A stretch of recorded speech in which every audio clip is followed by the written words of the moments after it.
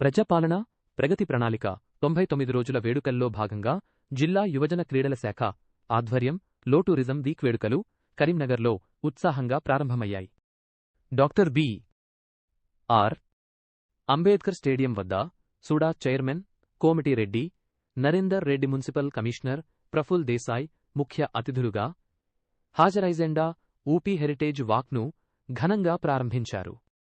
ఈ సందర్భంగా చారిత్రక కట్టడాల రక్షణ, పర్యాటక రంగ ప్రాధాన్యతను, నగర విశిష్టతను చాటి చెప్పేలా ఈ నడక సాగింది. పర్యాటక చైతన్యం నింపేలా సాగిన ఈ ర్యాలీలో పలువురు జిల్లా అధికారులు, క్రీడాకారులు, నగర ప్రజలు మరియు వివిధ పాఠశాలల విద్యార్థులు పెద్ద సంఖ్యలో తరలివచ్చి విజయవంతం చేశారు.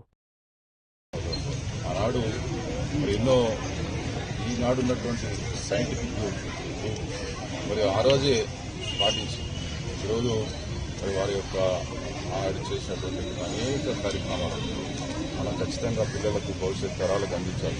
బాధ్యత మనందరికీ దాన్ని మరి భవిష్యత్ తరాలకు అందించడం కోసం, దాన్ని కాపాడుకోవడం కోసం, వాటన్నిటిని కూడా మన భవిష్యత్ పిల్లలందరూ కూడా తెలపడం కోసం ఈ కార్యక్రమం చేపట్టడం జరిగింది.